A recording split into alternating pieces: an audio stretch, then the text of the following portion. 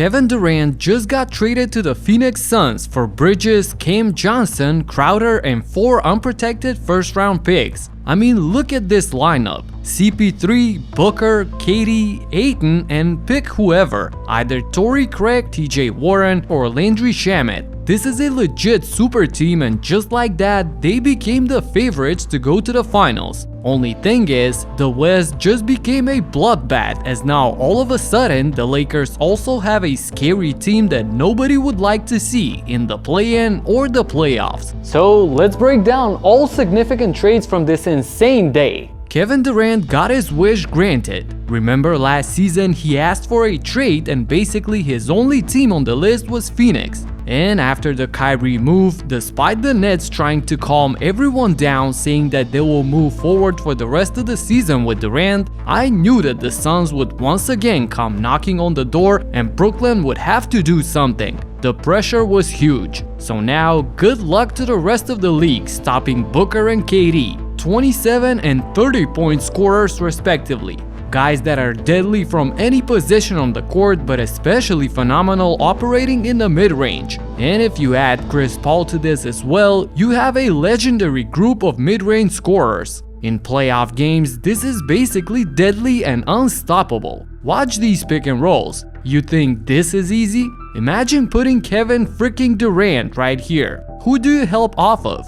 How do you defend this? And going under screens against these 3 assassins is a recipe for disaster. To me, it's going to be a lot of switches and either CP3 is toying around with a big man or just dropping it down to Ayton, which will be barbecue chicken against a smaller guy, or an open shot for Booker off of a help. Or heck, just get the ball to KD and chill while he's doing his thing. Seriously, you know that they'd have to double Durant at times, and in this offense that's one of the best in the league with tons of ball movement and player movement and interesting sets that I've covered on this channel 1,000 times, this is literally unstoppable. Okay, so is there any downside to this deal for Phoenix? Well, it could be nice for them to add some guys on the bench for the playoffs, improve the depth a little bit. Also, Chris Paul and KD are up there in age, but the way Durant is playing, that doesn't seem to matter. What does matter, however, is that the West became a bloodbath overnight as the Lakers as well got exactly what they needed and all of a sudden transformed into a scary team that nobody would like to face. So let's break down just what this trade does for them. But first, let me show you a really cool NBA game that got me hooked. So Rare NBA, the sponsor of this video, is a collection of digital trading cards and an NFT-based free-to-play basketball game. You sign up and you instantly get 20 common cards to build your roster. So I got the 2-time reigning MVP Nikola Jokic, a defensive stud in Jaren Jackson Jr., a heat check guy in Monty Morris, Killian Hayes, and from my New York Knicks, the high flyer Jericho Sims. Some hustle and veteran guys as you can see as well, but as a bonus you can claim your free daily card, and today I got Wendell Carter Jr.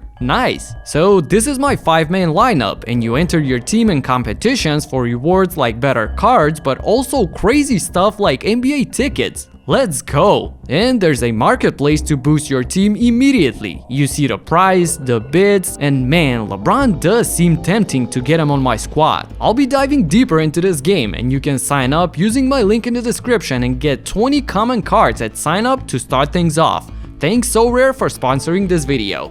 Moving on, now check out the Los Angeles Lakers starting 5. D'Angelo Russell, Malik Beasley, Rui Hachimura, LeBron James, and Anthony Davis. In a move that's almost magical, Rob Pelinka somehow got rid of Russell Westbrook while also building a scary team, and on top of that only spent one of the 2 draft picks. Seriously, how the Lakers got away with this is baffling to me. Great move. So let's start off with D'Lo. Now, I personally have never really liked him and considered him to be a street ball type of chucker, but this season he's been absolutely on fire shooting the ball. Check this out. Russell is shooting 39% from downtown, which is in the 82nd percentile, meaning that it's better than 82% of the guards in the league. Then shooting 47% from mid-range, which again is in the 81st percentile, and shooting 70% at the rim, again in the very upper echelon of players at his position. So my personal opinion cannot impact my objective view of this trade, especially comparing him to Westbrook, his inefficiency and the tough personality to deal with. Just before the trade, there was a report about things becoming unbearable with him in the Lakers locker room. So this is an upgrade at his position in every aspect. But it doesn't end there. The Lakers also finally got a nice shooter in Malik Beasley, who is a career 38% three-point threat. He can play with and especially without the ball running through screens for a catch and shoot. With all the attention on the rest of the guys, I feel like Beasley will feast in LA, and the slight slippage in shooting that he's experiencing after a nice start will come right back, and the Lakers will benefit tremendously off of that. And the X factor in all of this is Jarred Vanderbilt, a player that I absolutely love.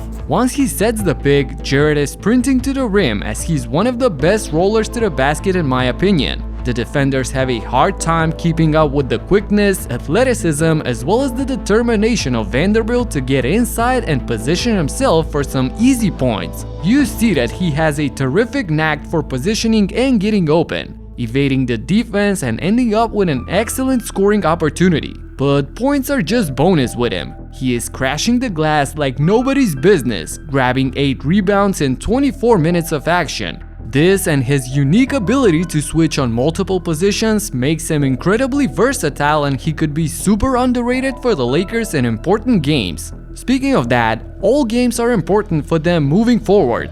Yes, they built a spooky team, but there are 2 full games out of the play-in. Not to mention the 6th seed, which is 4.5 games away from them. So they definitely have a lot of making up to do. But with an improved roster like this, they gotta feel confident about their chances. CJ McCollum joked on Twitter that all of this madness happened because of Ja saying that they were good in the West. And honestly, I feel like this puts the pressure on them to make a move at the deadline, so I'll be following just that, since in my opinion, either Memphis or Golden State has to do something to improve the team if they want to stay competitive and have a chance in a potential playoff matchup against Phoenix. Moving on to my New York Knicks, and if you think I'm excited for this trade, wait till you see Jalen Brunson's reaction.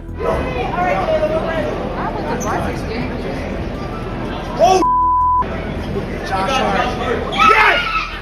What? Oh my God! Knicks got Josh Hart! The Knicks get a phenomenal rebounding guard in Josh Hart, who at 8.2 boards per game is by far the best for players that are 6'5" and under. 8.2 rebounds per game is actually more than what a lot of big men get, like Miles Turner, Jaren Jackson Jr. or Brook Lopez. Hart brings high effort every game and defends really well, and I love those types of players. Yes, his 3-point percentage is taking a dip this year, but the Knicks are optimistic since we're talking about a career 40% shooter from the corners. This is throughout 6 seasons. The guy is legit. And playing with his college teammate Jalen Brunson will get him a lot of open corner looks that I'm confident he will knock down. This is so worth it for the Knicks, especially when we consider that they didn't give up anyone who plays significant minutes. At the same time, it kind of works for the Blazers as well, since first of all, they got a draft pick in this deal, but also they can try to resurrect Cam Reddish, who's shown flashes of a great offensive talent. Man, all of this, and there is still 1 day left before the trade deadline. And with all the pressure now on the rest of the contenders, you know that there are going to be some more crazy trades. So stay tuned. Let me know in the comments who's your championship favorite at the moment. That's it for now. Subscribe and talk to you in the next one. Peace out.